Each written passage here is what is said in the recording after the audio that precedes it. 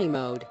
Good afternoon, everybody. Stan and Jack here for theartofchart.net, and we are doing a webinar today called Technical Patterns That You Can Profit From. And the webinar, let me kind of give you a basic overview. This is the third in a three-part series, and what we've been talking about are different types of patterns, and we've been talking about continuation patterns and trending patterns and reversal patterns, and we've talked a lot about, well, we mentioned one or two reversal patterns before, but we've been talking primarily in past webinars about continuation and trending patterns. We're going to focus today on reversals and what reversals look like. A couple that we'll talk about are head and shoulder reversals, contracting ending diagonal reversals, and what we're calling the Art of Chart RSI reversal setup. Okay, and we're going to look at these patterns, and we're going to talk about how to measure them and predict price action and actually predict where they turn. And we're going to take questions. So that's basically the webinar. I want to just take a moment for those of you who might be new to just talk through the website and what we do here. So this is primarily an educational website. We're not here issuing trading signals. We're trying to support traders in making better decisions in trading. And a couple of things you might want to look at, look at our subscriptions, of course, and our webinars. But a few things to mention is, first of all, the free webinars that we have here on the March free webinar page. This is the page that we will be posting our webinar on, probably 1 hour after, roughly speaking, an hour after the webinar ends. Okay, so look for the recording here. Also, we have a new options trading and investing service. Our first trade was a 180% winner, which we took off. It was the Russell. We held that trade for about a month. We have other trades similar to it. It is very different. It's not probability options trading. It is looking at options trading and managing risk appropriately. These are longer term trades. You're not going to find something a week long here. These are typically longer duration type trades, so check that out. And the weekly call is another example of the same thing. We're trying to show with both of these, the options trading one and also the weekly call, how to use technical analysis, but how to trade with it and how to manage risk with it. That's where I think sometimes traders fall down with that. And what I want to say is I think you can have the best technical analysis in the world and still lose money if you don't know how to manage risk. So I think that's why these two blog posts are there. That's why we're doing them. So check them out and have a look at them. So with that said, Jack, and this being our agenda, I'm ready to start if you are. That's good. All right. So let's start with head and shoulder reversals. I'm going to throw it over to you. And if you guys have questions along the way, please ask. So throwing it over to you, Jack. Let's start with that. Well, tell me when you can see my screen. I'm using a mixture of old and new examples. So I'm going to start off with old examples here, and then I'm going to be looking at later examples, which are for the last couple of weeks, ones which we've been building for the last couple of years. These ones are older historic examples. Yep, nice there, Jack. Yeah, this is a nice example. This is actually from the 2010 summer retracement low. And we got a nice little divergence there, obviously lower low, and so we'll be talking more about these later. But here, I posted this on the 26th of August, and what I'm doing is I'm postulating the possibility that we are forming an IHS here, because you can often see that a inverted head and shoulders has been part formed. In my posts, I regularly talk about potential neckline levels. And this is obviously a potential neckline level. I'm drawing in the arrows for if this formed an IHS, which I thought it might. So let's fast forward slightly to the 9th of September. Here, it's continued to form. It reversed there. We've got a channel here, which I'm watching to see whether it breaks up at this point, because obviously we've now got a mostly formed IHS here, but obviously it could fail at this stage. If this channel holds, we could head straight down, and that sort of thing happens regularly. Just because you've got this far does not mean you get any further. Here we've got, you can see the right shoulder has come down to approximately the same level as the left shoulder. You see that a lot, and high quality patterns will generally have them relatively close. So that's developing pretty well. Let's go forward to 21st of September. Here I'm posting a chart. This is all from 2010, obviously. So these are all dates. which is why I know the dates easily. It's and this is one where the IHS is now fully formed and it's breaking up. Now I'll give my standard warning here that actually if it is going to fail, this is usually where it would fail. But the target here is basically there's a dual target of a retest of this high here at 1219 or 1250. Reasonably expecting it to get to 1250 and further along. This is just a show and a sort of an evolution. And here you've got this is the IHS here. I've not marked it up here, but you know, and this is the next 3 months of trading, and that's it hitting 1250 there. So this is a predictability. You can see it part formed. You can postulate that it may, and it may not do that. It may go in another direction, but that becomes that was a higher probability path that was laid out. I'll show you a couple of other examples as well. Here's a favorite of mine. I've shown it before, and this is again, this is something we look at quite a lot. It's a combination of things here. We've got the sell signals, we've got the trending pattern, and we've got the reversal pattern forming. This is a nice looking head and shoulders. Now, even when you have a sloping head and shoulders, ideally you have the shoulder highs in the same sort of area. Look at this one here. We have that little spike up. They're almost exactly at the same level. This is a very nice pattern. So I'm calling yen short here on the break of this trend line here, which has just broken. I'm expecting the head and shoulders to break down. I'm calling it down to 105 and very possibly all the way down to 80, and it actually reached 80. This was November 2012, and it reached 80, I think, August last year. Obviously, that takes a while. You know, these I mean, that has taken several years to form, took several years to play out as well. These patterns can occur on any time frame. So if you're looking on a weekly chart, of course, it's going to play out to this size and scale. If you're looking at a 5-minute chart, it's going to be a different scale. So these are ubiquitous. They can be used on any time frame. Yep. Now here, this is a monthly chart. I've been watching this form for years in the expectation that the yen was going to deliver a very nice short at some point, and so it did. Just had to be patient and wait for it. Now this is Apple, again from 2012. This is from October, and I am looking at, for a variety of reasons I won't go into because we're not looking at trend lines today. This was the trend line even though it broke down. This was basically a first break through the trend line. It rallied up, makes a higher high, and the second break is the one where I'd be significant. This is a very strong break because it has gapped through support. It's gapped through both trend line support and the head and shoulder neckline for the part formed head and shoulders. Again, shoulders in the right sort of area. This is a down sloping one, and you're gapping through the neckline. It's a very strong break. I'm talking about an immediate target in the 590 area, and then patterns to take it further down. I'm talking about targets as low as 350, and I think actually the low is pretty close to 350 in the end the following year. All right, great. Well, that's head and shoulder patterns. You can see how they form. They've got sloping necklines, up sloping, down sloping, and it's very, very possible to see them coming. You just draw in the neckline and you watch to see whether it develops from there. Sometimes it will, sometimes it won't. But if you're looking at a mature trend up with a pattern and so on, then you will often find that before the break, the reversal pattern is part formed or indeed fully formed. So, and that's some of the instances here. Okay, great. Are you ready, Tim? Yes, I am. All right, throw it back to you, mate. I want to just punctuate one chart here on measuring head and shoulders. And Jack mentioned something about measuring. This is just a here and now example. This is the E-mini. This is today.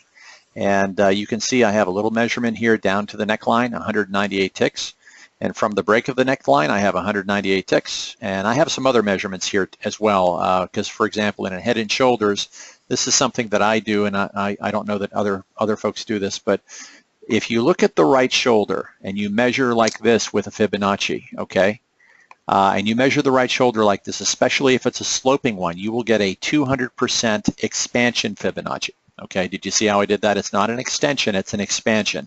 That is typically a target area. And so you can see here I have like 2311, 2314, blah, blah, blah, blah, blah. So, you know, we're still expecting downside. We'll see if that plays out. But again, this is the basic method for measuring a head and shoulders. We'll see how it plays. This is another way of measuring, which is just using Fibonacci expansions and looking for the 200% expansion. Okay, so that's just me adding the measurement side, at least a couple of Fibonacci pieces to measuring head and shoulders. Now, the main way to do it is exactly the way you standard it on that chart.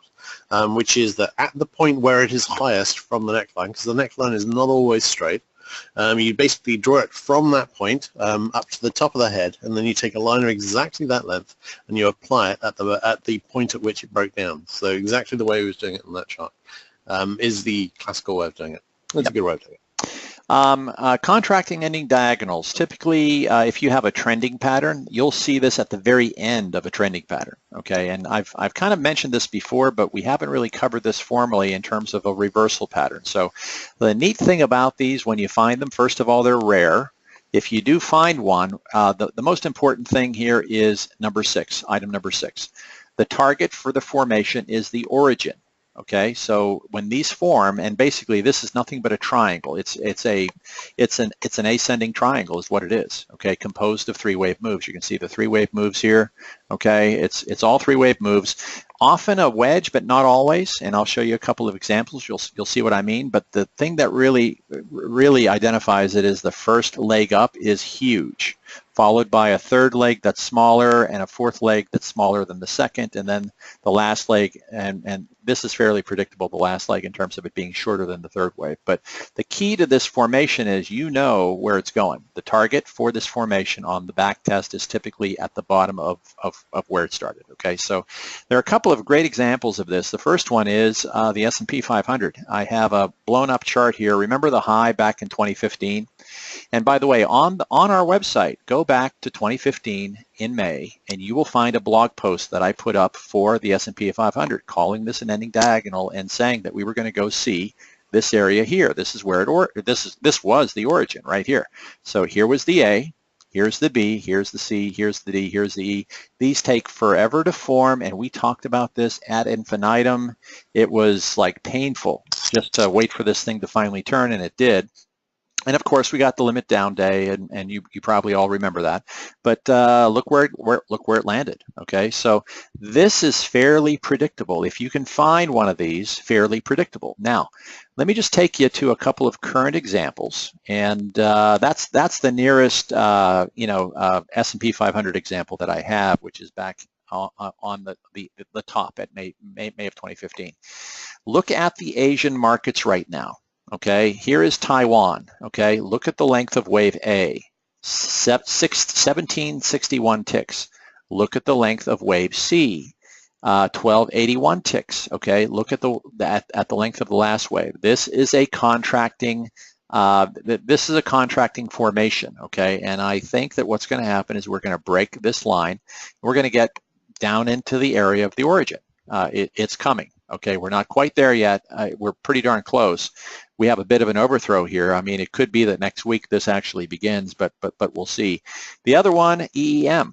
Just pointing out another example. Here it is. We have another contracting formation: 778 ticks, 682 ticks, 654 ticks, and so these are setting up for big pullbacks. Now I have a target here in October on EEM using our timing methodology, but this is conservative. $31 is conservative. This should go well down towards the origin. Okay, we should see this down in the $28 area, and we'll see. But I'm being conservative on this target. But that's the idea of a contracting diagonal. It ends an impulse. That's the idea of it. You'll typically, but not always, see it at the top of a formation somewhere. So wanted to orient you to that. By the way, you'll see that in commodities. You'll see that in indexes. They're pretty common at the end of a trending pattern. Okay, so now, Jack, let's look at the RSI reversal patterns. I'm going to throw it over to you for that. All right. And folks, if you have questions, please post them. Okay. Right, show the screen. Alrighty, I'm just going to use some recent examples on this. Okay, this one is from the 14th of March. Again, note how these are used in conjunction with trending patterns, reversal patterns, and so on. But this is, here you've got a lower low on price here, and you've got a higher low on RSI. I've marked it with an arrow. You will actually see, I suspect, tens of thousands of examples of this on my blog. on charts that I've posted over the last few years. And this is, and the arrows all signify a divergence. So this is higher low, lower low, and then reversal, nice little level bottom. We break up through resistance. This was a nice little low on ZB.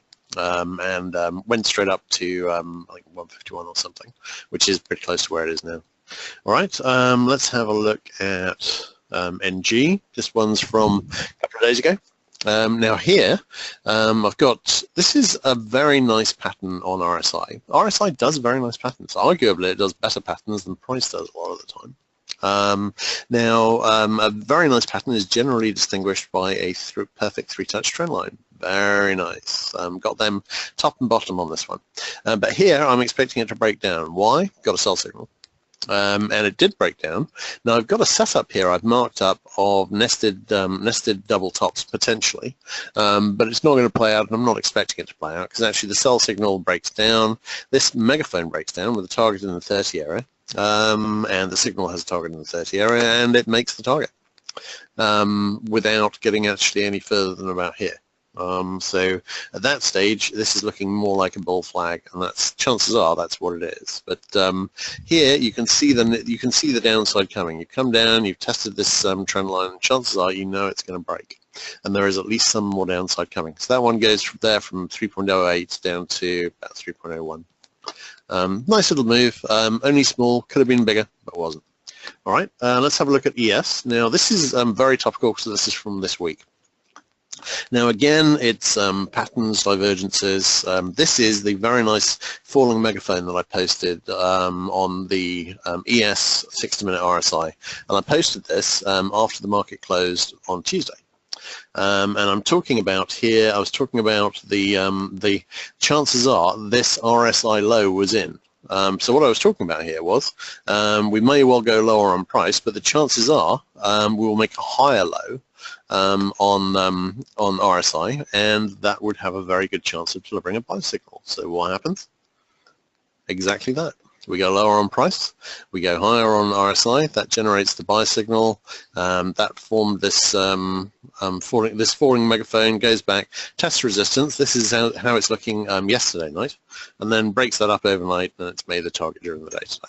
So again, you know, very nice divergences using the patterns, because here actually I didn't really have a lot in terms of usable patterns on the index, but that's fine because it's all there on the RSI. RSI is a wildly underutilized indicator of very high quality, and Stan and I have done an awful lot of work with it. So okay, that's my current examples on these. Okay, I'll throw it back to you. Sure. Okay. I want to talk about divergence, and the key thing about RSI divergence is understand where it comes from. Okay, I'm going to talk through oil as an example here. So, you know, on a daily basis right now in oil, and we were looking at this 44-day of sideways action here. This is 44, I'm sorry, this is longer than 44 days. This is 44 days of compression, okay, where you have the Keltner channels inside of Bollinger's. Huge compression pattern. We've not seen this in oil in over 20 years, okay? So, and the thing I was mentioning is how short commercials were, okay? Remember how short commercials were, and, you know, we expect a downside, but when is it going to break? Could we see a little upside first before we see downside, blah, blah, blah, blah, blah. So we waited, and finally it's broken, okay? We have a target down here in the 46.77 area. Now, the thing I want you to notice here is what has happened with commercials. Well, they're lightening up. When have they lightened up? They've lightened up at the end of the major impulse wave, okay? They lightened up right here, okay, on the 14th of March. And the back test happened, which was only up to the 382, okay? And then this last leg down, they're covering. They're covering their shorts, okay? You can see it right here.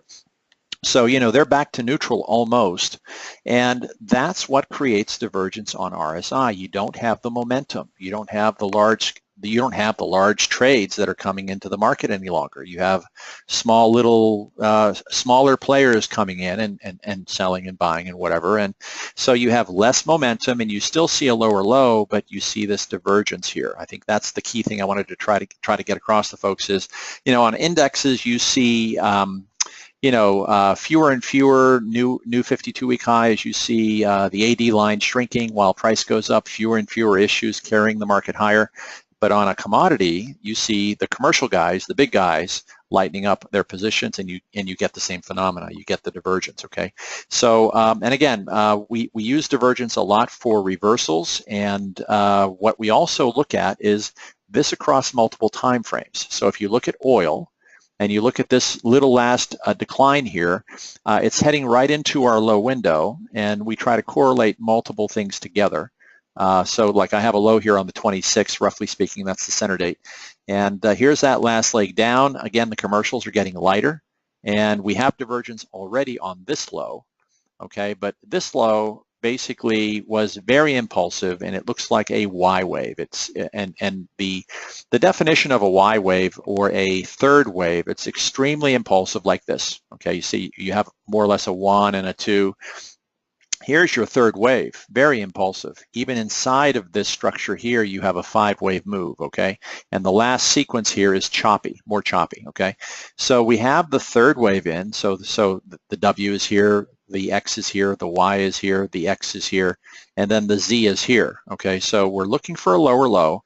The divergence is there already. It doesn't have to make a lower low, but I'm still expecting it to break this low right here. Let me just mark it for you. The ideal divergence setup on oil is when that low breaks in RSI and we put in a lower low in price. And I've noticed this over the years that on this last little impulse, okay, typically there is this low gets broken and we still have the divergence from the Y wave, okay? So that's what we're looking for a turn. That's a reversal, okay? And you see this in RSI all the time. And by the way, there are times and moments when you don't see it, okay? So you typically won't see it on a wave A.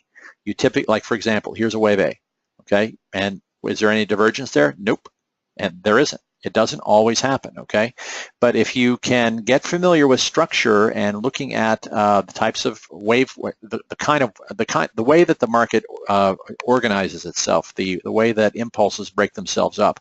So we have the large impulse here, larger than the first impulse, and now we have the last impulse, which should be choppy and overlapping down into our area, at least to a new low. We'll see how it goes. So that's divergence in my way of explaining it, at least in a commodity, okay?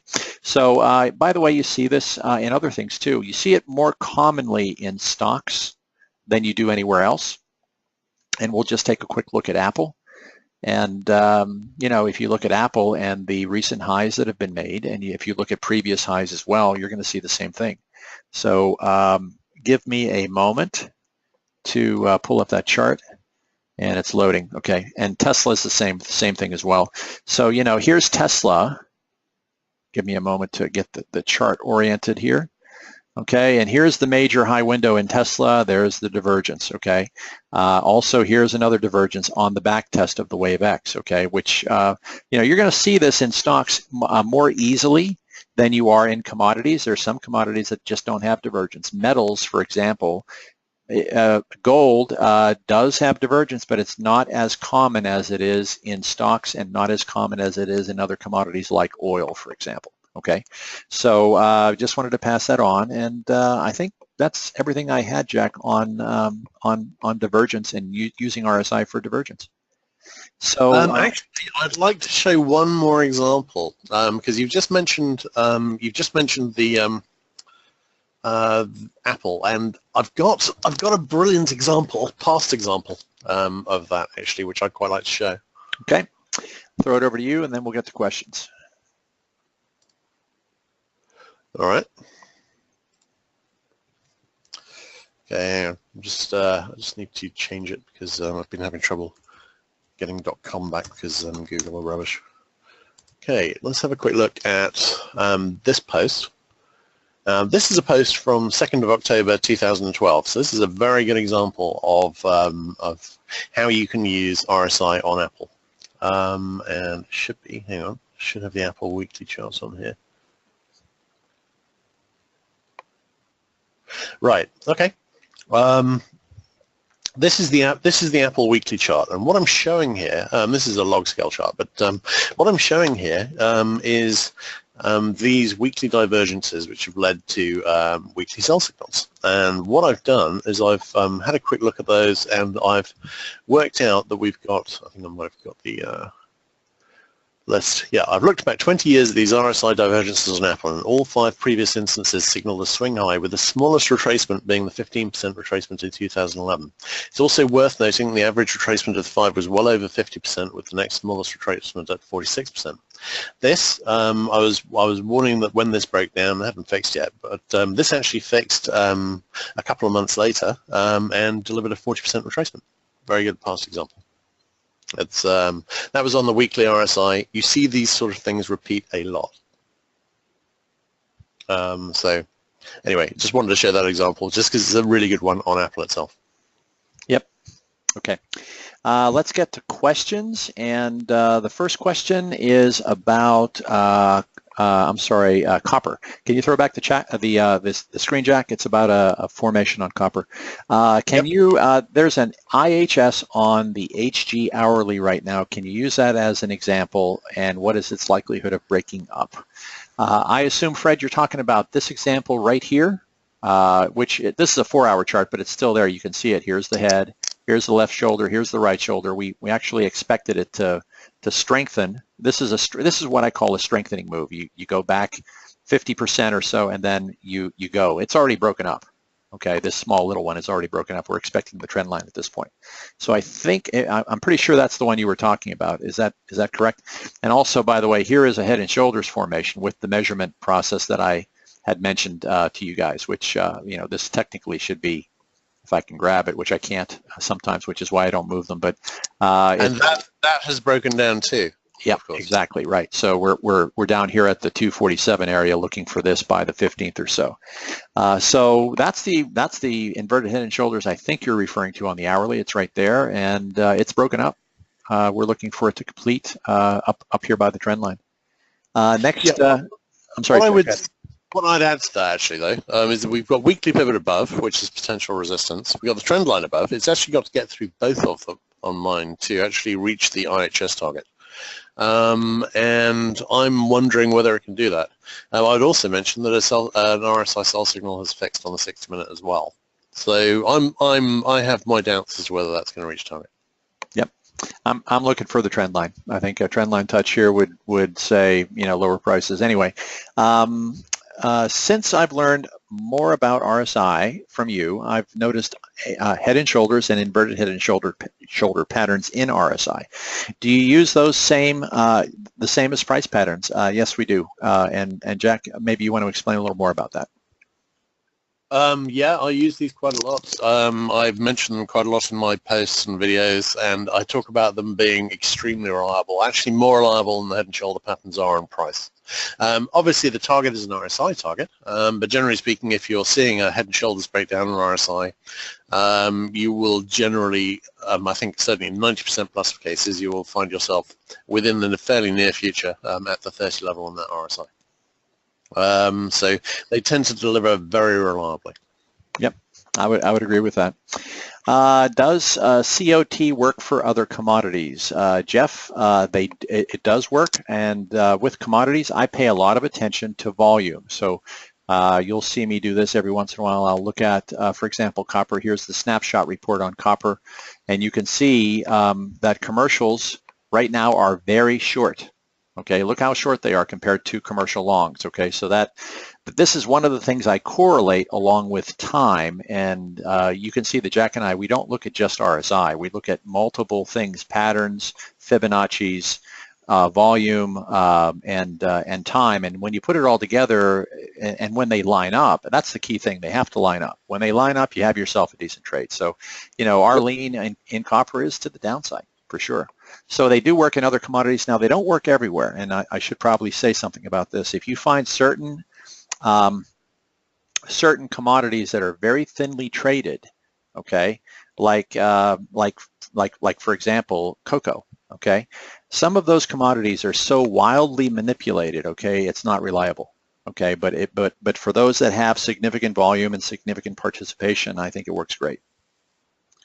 Yeah, I think cocoa works better than wheat, which is probably much more heavily traded. I mean, cocoa doesn't work well for these patterns, and the divergences. It's been doing okay lately. It's wheat, I have to say, I've had some real disappointments with in the past. Yeah, That's but one reason his question was about COT and the commitment of trader report along with the volume report works well except for those thinly traded markets. So I think it Yep. works on wheat, but I think it's less reliable on cocoa. But you're saying the patterns work better on cocoa than it does on wheat, which is I think that's true too. Yes. Okay. Okay, divergences show up more in some instruments, oil, stocks, and less in other instruments, metals. Can you talk more about that? What are some of the differences between these instruments and why? What are your thoughts on that, Jack? I've actually not noticed these divergences showing up any less on metals. Yeah, I would say it does. Less frequent. They do show up, but they're not as frequent. I think Gold especially. maybe a little less frequent. But I mean, I think that just every market has its own character. I agree with that. I mean, some markets don't really seem to do trend lines. You look at the chart. If you're taking, let's say, a basket of 100 stocks, you can go through and 20 of them really won't do trend lines. You won't get that many high-quality trend lines on them. So, and if you don't have the building blocks of patterns, then you're not going to get much use on patterns out of them either. So those ones, typically, I've just disregarded in the past. There are some commodities like that. Wheat doesn't really like trend lines. Not high-quality ones, whereas some of them do beautiful trend lines and wonderful patterns. I mean, every index has its own character. First thing I do when I'm looking at any new one is I look at it on multiple time frames to see how well these things have performed in the past. How well do the signals do? How well does it form trend lines? Do the patterns make target? They've all got their own different characters. For instance, on gold, and this is obviously not a pattern, but the 150 DMA is very important, support and resistance. I'm not aware of that being important on anything else, but it's important on gold, on the daily chart. So, you know, they all have their own little quirks. Mm-hmm. Yeah, I think what you have to do is look at these instruments and see which ones break divergence. Okay, and like for example, indexes and stocks. Do divergences break? Yeah, they do. And when they do, you can expect another pullback and another high, right? But you look at metals, you look at gold, you look at silver, guys, it breaks divergence a lot more frequently. And not that it doesn't happen, but take a good look at the chart. You'll see what I'm saying, especially an hourly chart. I think bigger picture, they do work, maybe not as well, but metals are different.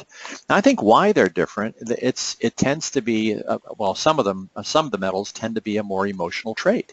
Okay, so and so if you have people running stops and you have people dumping at a low, for example, you're not going to have divergence at a turn. And so that's one way to think about divergence. But if we were to mention copper for a moment, I'm looking at the copper chart now. There are 7 60-minute buy and sell signals in 2017, and they all made target. That's a reasonable frequency, and it's a very high hit rate. Yep. I would agree on copper. I think that's true. I think gold is different, Jack. I'd take a good look at gold. Yeah, gold can be is tougher on it. Yeah. I think, in fact, I can see offhand 2 failed signals out of, I think, 8. Yeah. That's the point about gold. Anyway, okay, so let's move on to the next question. What is the difference between RSI 14 and 5, and why use both? And that's a Jack question. It's basically a difference of period. I mean, the RSI is based really on a sort of moving average. So there's a difference between a 50 DMA and a 200 DMA. And why do you use both? It's because the RSI 5 is considerably more sensitive than the RSI 14.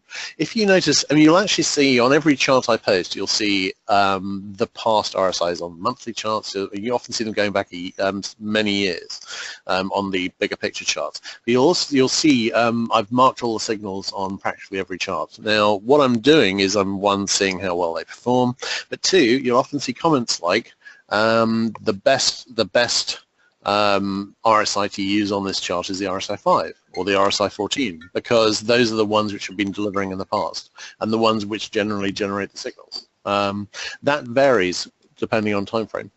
Yep. And instrument. Yep, makes sense. Okay, and last question here.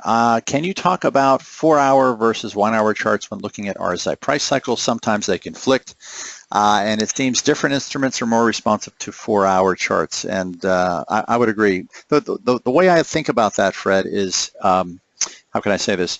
How reliable is RSI on a 15-minute chart? If you see an Rsi divergence, okay, how reliable it is on 15 minutes versus 1 hour versus 4 hour? Far more reliable on a 4-hour chart, okay, far more reliable. The lower level charts will break down more frequently than a 4-hour chart will from that standpoint. RSI-wise as well, I pay attention to those, especially on commodities. I find that 4-hour is a more reliable chart when looking for patterns, etc. You can look. You can use a 3200 tick chart as well for shorter term patterns. But for me, I like the 4-hour chart better for looking for patterns and looking at RSI. By RSI reach target, we're talking about 30 and 70 on RSI. So when you're tracking a price cycle, you know, like the one you see here on copper, you see down here the RSI price cycle right there, that line. We almost made we made 30. We actually made 30. So, you know, typically you see it go between 70 and 30. Not always, okay, there are always exceptions, but you can see here it tends to bounce between the two extremes. Yep, and when I'm talking about buy and sell signals, the target for a sell signal is always the 30 level, with the near miss level at 35, and the target on a buy signal is always the 70 level, with the near miss target at 65. Yep. Makes sense. Simple. Yep. Okay, I think that's all the questions, and I think that's a wrap. All right, brilliant. Well, pleasure as always, mate. Yep. Same here, Jack. Take care. Bye-bye.